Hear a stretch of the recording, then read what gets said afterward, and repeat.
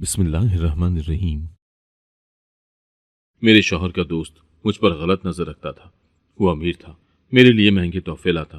वो मुझसे फ़ोन पर बातें करता तो मैं भी कर लेती।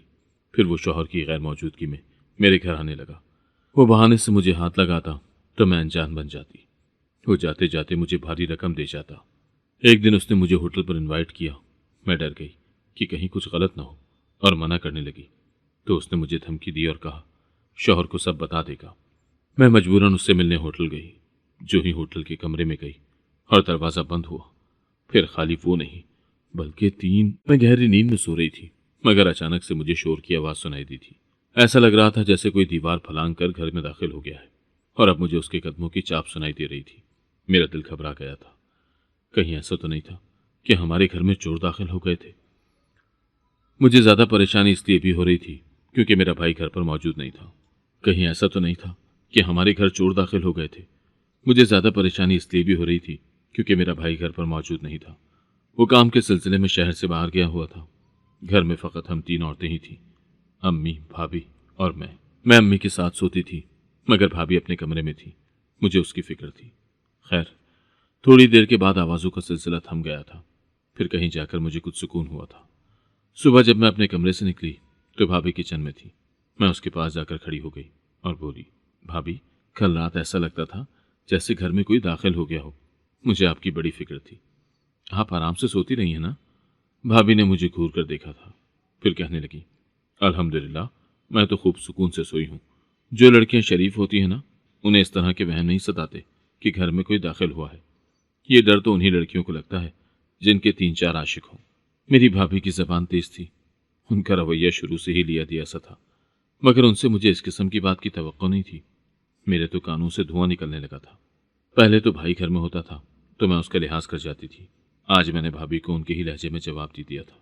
मैं बोली, भाभी, खुदारा कभी तो मुझसे अच्छी बात निकाल लिया करें। भाभी ने गुस्से में चीजें उठा उठा कर किचन काउंटर पर मारना शुरू कर दी थी।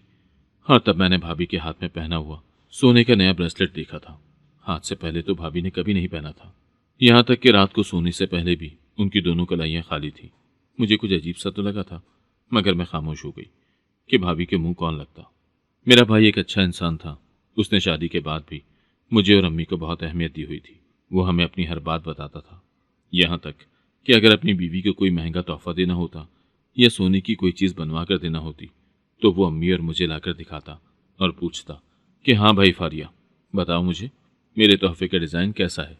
मैं और अम्मी तारीफ करती तो भाई खुश हो जाया करता। अब ये जो ब्रेसलेट भाभी ने हाथ में पहना था, ये तो भाई का दिया हुआ नहीं था। तो फिर ये भाभी ने कहाँ से लिया? मैंने सर झटक दिया कि भाभी ने खुद खरीद लिया होगा। और भाभी तो हमें अपने किसी भी मामले में, खुशी या गम, शरीक करती ही नहीं थी। भाई ने अभी दूसरे शहर में 3-4 रोज़ और भी बसर करना थी।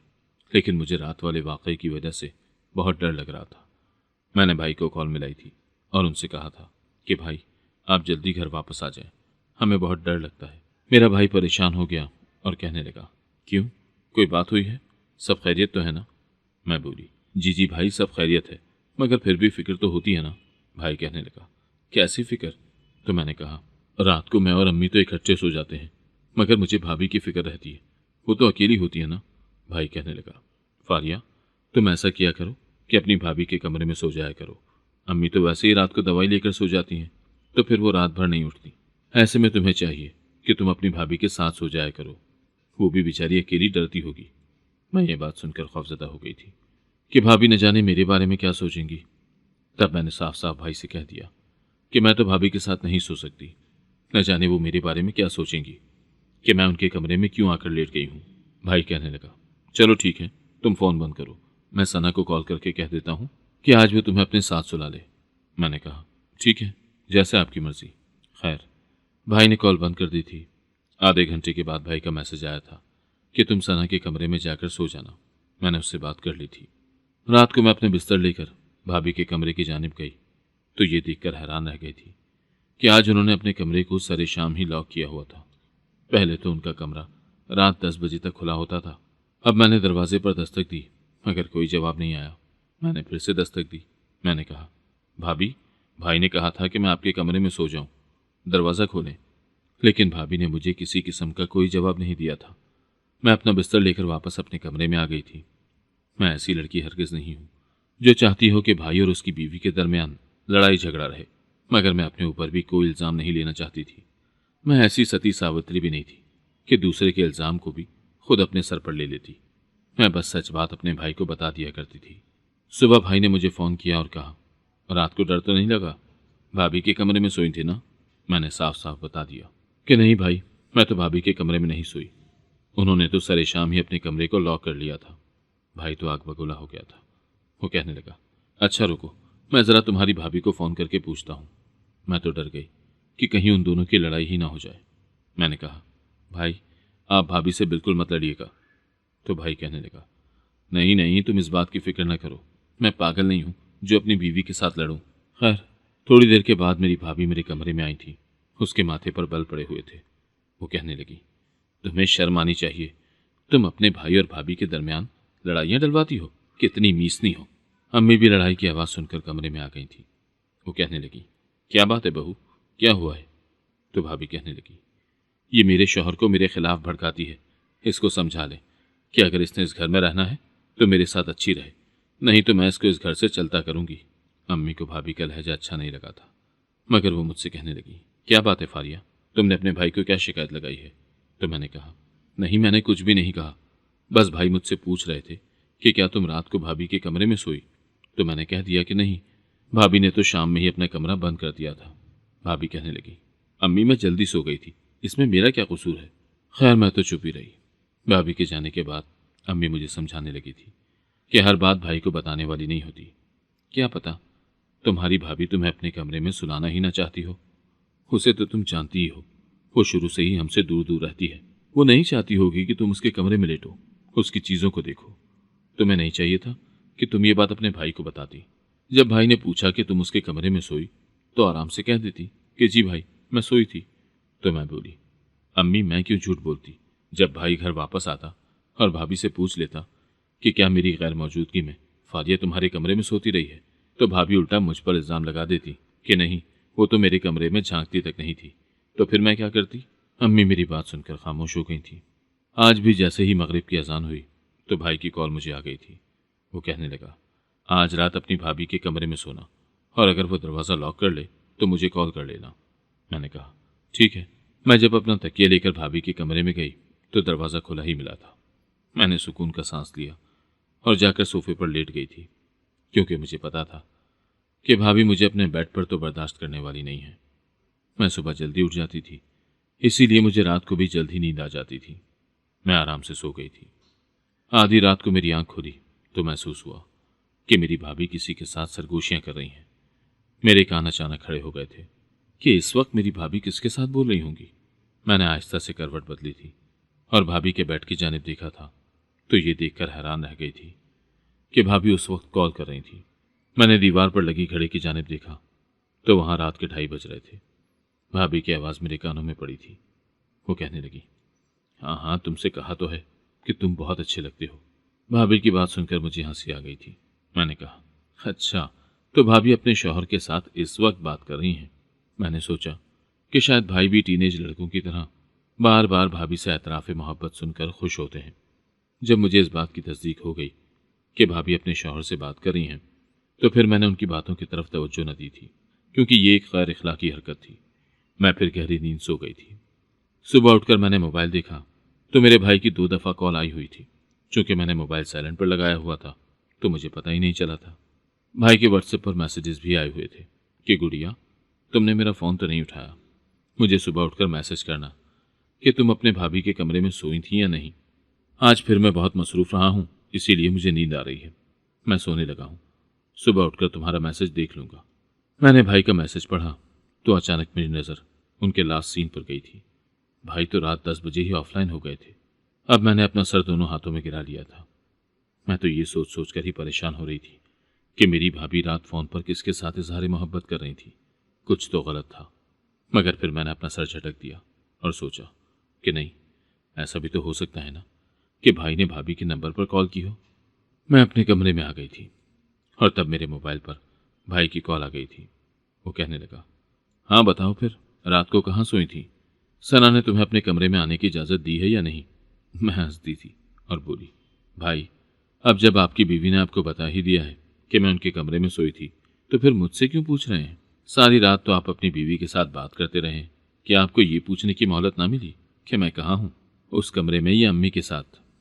तो भाई कहने लगा, नहीं यार, मेरी उसके साथ बात नहीं हो सकी थी, मैं जल्दी सो गया था। इतनी बात कहकर भाई कहने लगा, क्या बात है, तुम मुझसे क्या छुपा रही हो? तुमने क्या कहा? क्या तुम्हारी भाभी सारी रात किसी के साथ बात करती रही है? मैं अब इतनी सच्चाई भी भाई को नहीं बता सकती थी। मैं परेशान हो गई थी। क्या मेरी भाभी मेरे भाई को धोखा दे रही थी? मैंने अपना खौफ भाई से छुपा लिया था। मैं बोली, भाई मैंने तो ऐसे ही बात की है, जाहिर है कि मियाँ बीवी रात भर बातें करते ही तो रहते हैं। मैं तो जल्दी सो गई थी, मुझे नहीं पता कि आपने भाभी को कॉल की थी या नहीं। भाई कहने लगा, अच्छा अच्छा ठीक है, अपना और अम्मी का ख्याल रखना। इतना कहकर भाई ने फ़ोन बंद कर दिया था, जबकि मैं तो दंग रह गई थी। मुझे कुछ गलत होने का एहसास हो रहा था, मगर ये बात मैं किसी के साथ भी शेयर नहीं कर सकती थी। मेरी तो कोई दोस्त भी नहीं थी जिससे मैं ये सब बात करके कोई मशवरा मांग सकती। सारा दिन मैं इसी परेशानी में रही थी कि मेरी भाभी किसके साथ फ़ोन पर लगी थी। मेरे सर में दर्द हो गया था। शाम को अम्मी मेरे पास आई। वो कहने लगी, फारिया, तुम यहाँ बैठी हो और बाहर इकबाल आया हुआ है, जल्दी से मुंह हाथ धोकर बाहर आओ, इकबाल को चाय पानी पेश करो। अम्मी की बात सुनकर मेरे चेहरे पर मुस्कुराहट फैल गई थी। मैं जल्दी से वॉशरूम में घुस गई और फ्रेश होकर अच्छे से कपड़े पहनकर बाहर आ गई थी। इकबाल मेरे भाई का दोस्त था। उसका ताल्लुक बहुत अच्छे घराने से था। वो अमीर भी बहुत था। भाई के साथ इकबाल की बहुत दोस्ती थी। भाई ने अम्मी से अपनी ख्वाहिश का इजहार किया था। वो चाहते थे कि मेरी शादी इकबाल से हो जाए, जबकि सच कहूँ तो मैं भी इकबाल को पसंद करती थी और मेरी भी ख्वाहिश थी कि मेरी शादी उसके साथ हो जाए। मैं किचन में दाखिल हुई तो सामने का मंजर देखकर एक लम्हे के लिए ठिठक गई थी। भाभी तो किचन में खड़ी चाय बना रही थी और इकबाल भी किचन में आया हुआ था। मुझे ये मंजर पसंद नहीं आया। मैं आगे बढ़कर बोली, आप यहाँ क्यों खड़े हैं इतनी गर्मी में? आप बाहर जाकर बैठिए लाउंज में, मैं चाय बना कर लाती हूँ। तो इकबाल कहने लगा, मैं ज़रा तुम्हारी भाभी से एहसन की बात कर रहा हूँ। कल उसका फ़ोन आया था तो उसने मुझे ज़रूरी फ़ाइल का कहा था, वही तुम्हारी भाभी से पूछ रहा था। मैंने इस बात में सर हिला दिया और दूसरी साइड पे होके पकोड़े का पेस्ट बनाने लगी थी।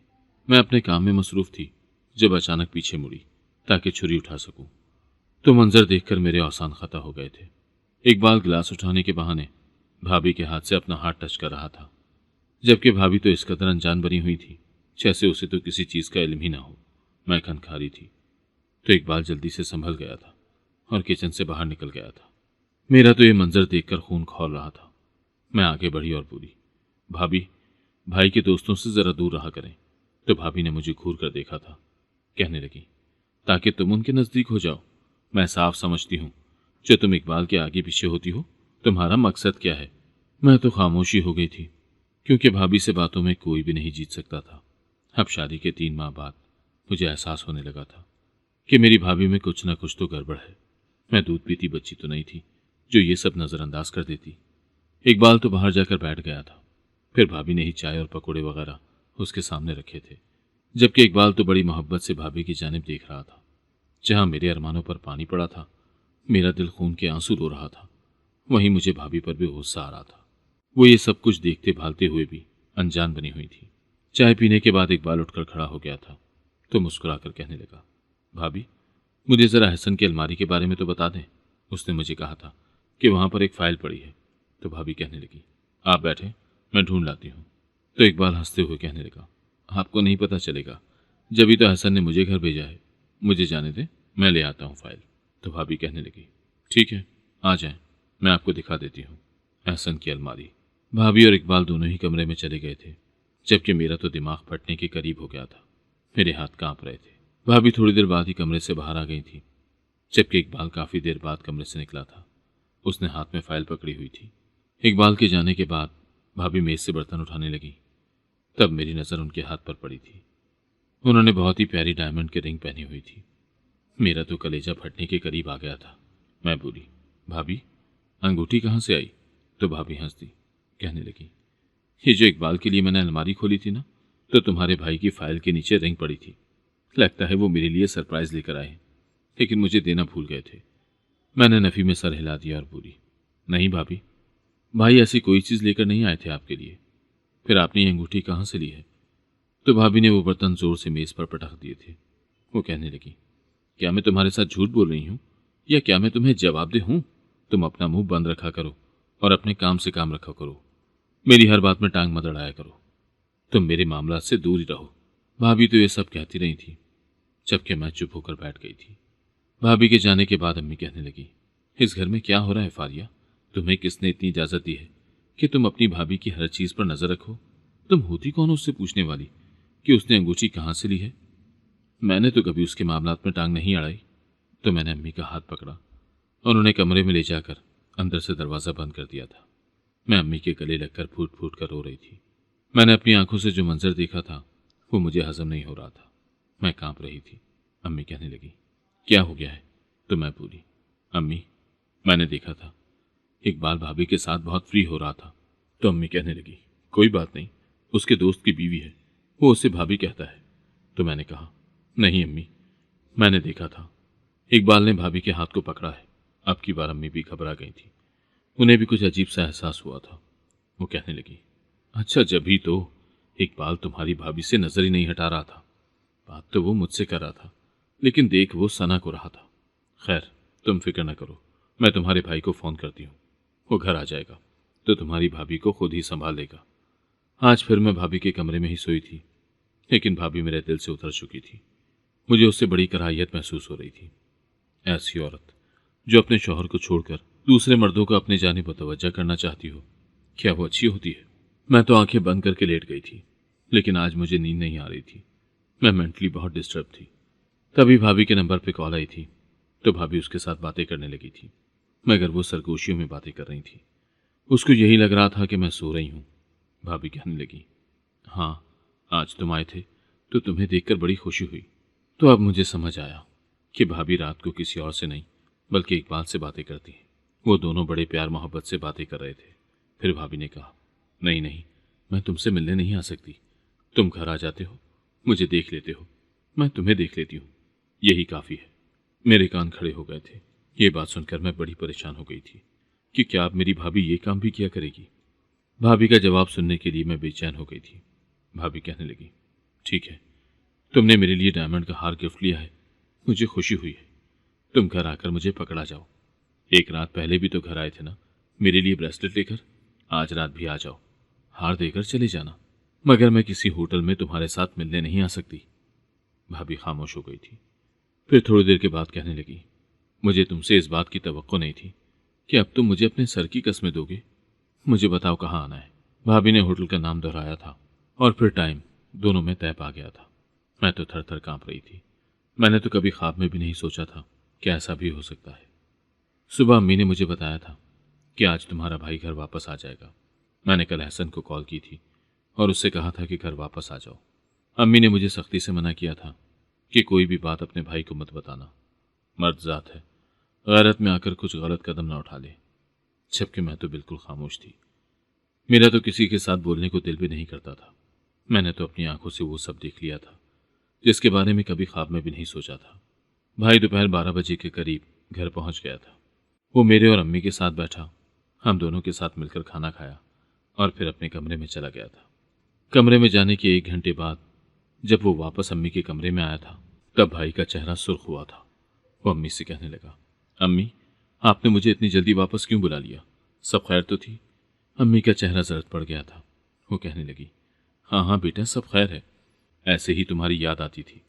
तो भाई कहने लगा, अम्मी, क्या आपको मेरी गैर मौजूदगी में फारिया ने तंग किया है? अम्मी कहने लगी, नहीं नहीं बेटा, उस बेचारे ने मुझे क्या तंग करना था, वैसे ही मैंने तुम्हें बुलाया है। फिर भाई मेरी जानिब मुतवज्जा हुआ था। वो कहने लगा, तुम किसी लड़के को पसंद करती हो? मैंने नफ़ी में सर हिला दिया था और बोली, नहीं भाई। क्यों? आप ऐसा क्यों पूछ रहे हो? तो भाई का चेहरा गुस्से से लाल हो गया था। कहने लगा, अगर तुम किसी को पसंद नहीं करती तो फिर किस लड़के के साथ रात भर बातें करती थी? मैं तो ये बात सुनकर हैरान हो गई। मैं बोली, भाई, मैंने तो किसी लड़के के साथ कोई बात नहीं की, आप ये क्या कह रहे हैं? तो भाई कहने लगा, ज़्यादा बनने की ज़रूरत नहीं है, मुझे सच सच बताओ। मुझे सना ने बताया है कि तुम सारी रात किसी लड़के के साथ बातें करती थी और फिर तुम किसी को पसंद करती हो तो बता दो। मैं बोली, नहीं भाई, ऐसा कुछ भी नहीं है, आपको भाभी ने गलत बताया है। तो भाई मुझे घूर कर कहने लगा, क्या मेरी बीवी झूठ बोल रही है? मैंने इस बात में सर हिला दिया और बोली, जी भाई, आपकी बीवी आपके साथ झूठ बोल रही है। ना सिर्फ मेरे बारे में बल्कि और भी बहुत से मामलात में आपकी बीवी झूठी है। मेरी बात मुकम्मल होने से पहले ही भाभी चील की तरह मुझ पर झपट पड़ी थी। उसने मेरे मुंह पर थप्पड़ मारा और बोली, खबरदार, जो आज के बाद तुमने मेरे बारे में इस किस्म की बकवास की तो मैं तुम्हारा मुंह तोड़ दूंगी। तुम होती कौन हो, अपनी गलती मेरे ऊपर डालने वाली? भाई ये सब कुछ देख रहा था, मगर वो मेरे हक में नहीं बोला था। जाहिर सी बात है कि उसकी बीवी ने उसे मेरे खिलाफ कर दिया था। फिर भाई कहने लगा, फारिया, आज के बाद सोच समझ कर बात करना। वो सिर्फ तुम्हारी भाभी नहीं बल्कि मेरी इज्जत भी है। इतना कहकर भाई उठकर चला गया था, जबकि मैं तो रोती रह गई थी। मैंने कभी नहीं सोचा था कि मेरा भाई अपनी बीवी की बातों में आकर मुझे ही गलत कहने लगेगा और मुझ पर ही शक करने लगेगा। 2 दिन मैं अपने कमरे में भूखी पड़ी रही थी। अम्मी मेरी मिन्नतें करती कि कुछ तो खा लो, मगर मेरे हलक से नीचे कुछ उतरता ही नहीं था। अम्मी ने मुझे बताया था कि वो भाई को कई बार कहकर आई हैं कि एक बार आकर अपनी बहन से बात कर लो, उसे मना लो, मगर भाई तो मुझसे बात करने का ही रवादार नहीं है। मैंने घड़ी पर टाइम देखा था, शाम के 4 बज चुके थे। मैंने अम्मी से पूछा, अम्मी आज क्या तारीख है? अम्मी कहने लगी, 25 तारीख है। मेरा दिमाग घूम गया था। मैं जल्दी से उठी, मुंह हाथ धोया, साफ कपड़े पहने और भाई के कमरे में चली गई थी। भाई उस वक्त अकेला लेटा हुआ था। भाई ने मेरी तरफ देखा तो दूसरी जानिब मुंह कर लिया। मैं बोली, भाई, भाभी कहाँ है? भाई कहने लगा, वो अपनी दोस्त के साथ गई है, मगर उसकी गैर मौजूदगी का ये मतलब नहीं है कि मैं उसके बारे में कोई गलत बात सुनूंगा। मैं बोली, नहीं नहीं भाई, मैं आपकी बीवी के खिलाफ कोई बात नहीं करने आई, बल्कि आपके साथ मुझे कहीं जाना है। क्या आप मुझे ड्रॉप कर देंगे? भाई ने नफी में सर हिला दिया। तो मैंने उनकी मिन्नत समाजत की थी। मैंने कहा, भाई आप प्लीज़ मेरे साथ चलें। मैं आपको उस शख्स से मिलवाना चाहती हूँ जिसके साथ मैं रात भर बात किया करती थी। भाई मेरी बात सुनकर हैरान हुआ था, फिर उठकर मेरे साथ चल दिया था। मैं भाई को उसी होटल में ले गई थी जहाँ भाभी ने जाना था, इकबाल के साथ। उस रात भाभी ने फ़ोन में ही होटल का नाम, वक्त और टेबल नंबर दोहरा दिया था। मैं भाभी के टेबल के पीछे लगी टेबल पर भाई के साथ जाकर बैठ गई थी। वहां जाकर देखा तो भाभी इकबाल के साथ पहले से ही बैठी हुई थी। इकबाल ने भाभी का हाथ पकड़ा हुआ था। ये मंजर देखकर तो मेरे भाई का खून खौलने लगा था। वो अपनी टेबल से उठना चाहता था। मैंने अपने भाई का हाथ पकड़ लिया। मैंने कहा, अभी रुकें, अभी आपके लिए एक और भी सरप्राइज है। फिर थोड़ी देर के बाद इकबाल उठा और भाभी का हाथ पकड़कर उन्हें एक कमरे की जानिब ले गया। ये सारा मंजर देखकर तो मेरा भाई खुद से पागल ही हो गया था। इकबाल ने अंदर जाकर कमरे को बंद कर दिया था। मेरा भाई जल्दी से आगे बढ़ा, इससे पहले कि उनको कोई रोकता। भाई मैनेजर के ऑफिस में घुस गया था। ये तो अच्छा हुआ कि होटल का मैनेजर भाई का दोस्त निकला था। भाई ने कहा, मुझे इस कमरे की चाबी चाहिए, तो मैनेजर ने इनकार कर दिया। कहने लगा, हमारे यहाँ ऐसा नहीं होता। तो भाई ने कहा, यह बहुत ज़रूरी है। भाई ने झूठ बोला था कि उस कमरे में एक छोटी बच्ची फंस गई है। तब उसके दोस्त ने भाई को चाबी दे दी थी। जब भाई ने कमरा खोला तो सामने का मंजर देखकर हम परेशान हो गए थे। भाभी दरवाजे में खड़ी रो रही थी और इकबाल के सामने हाथ जोड़े हुए थी। कहने लगी, मुझे जाने दो, क्योंकि उस कमरे में इकबाल के अलावा भी उसके 3 दोस्त मौजूद थे। भाभी ने भाई को देखा तो भागकर भाई के गले लगी। उनसे कहने लगी, शुक्र है तुम आ गए। देखा, मैं यहाँ पर तुम्हारी बहन की वजह से आई थी, तुम्हारी बहन को बचाने के लिए आई थी, और मेरी ही इज्जत खतरे में पड़ गई। मेरे भाई ने भाभी के मुंह पर थप्पड़ मार दिया था और उसे 3 बार तलाक दे दी थी। भाई कहने लगा, आज तो मैंने तुम्हारी इज्जत बचा ली है, मगर मेरे दिल में जो मोहब्बत थी वो ना बचा सका। आज मेरी नज़रों से तुम गिर गई हो। तुम एक घटिया औरत हो, तुम बदकिरदार औरत हो। इतना कहकर भाई मेरा हाथ पकड़कर मुझे घर ले गया था। भाई ने मुझसे माफ़ी मांगी थी और तब मैंने भाई को बताया कि आपके जाने के बाद आपकी बीवी ये सब करती रही थी। भाई ने मुझसे माफ़ी मांगी थी। अच्छा हुआ कि मेरे भाई की ज़िंदगी से एक बुरी औरत निकल गई थी। अब अम्मी भाई की दूसरी शादी करना चाहती थी, मगर भाई किसी तौर भी रजामंद नहीं होता था। वो कहता था कि मुझे यकीन है मुझे वफा कभी नहीं मिलेगी। अम्मी ने भाई की ज़बरदस्ती शादी कर दी थी। मेरी नई भाभी एक अच्छी औरत है। वो अपने शौहर का बहुत ख्याल रखती है, उसकी इज्जत करती है। मेरा भाई उसके साथ बहुत खुश है। अगर आपको आज की कहानी पसंद आई है तो वीडियो को जरूर लाइक कीजिएगा और अपने दोस्तों के साथ भी शेयर कीजिएगा। और हाँ, अगर आपने अभी तक हमारा चैनल सब्सक्राइब नहीं किया तो जरूर सब्सक्राइब करें। मिलते हैं कल एक नई और दिलचस्प कहानी के साथ। अल्लाह हाफिज।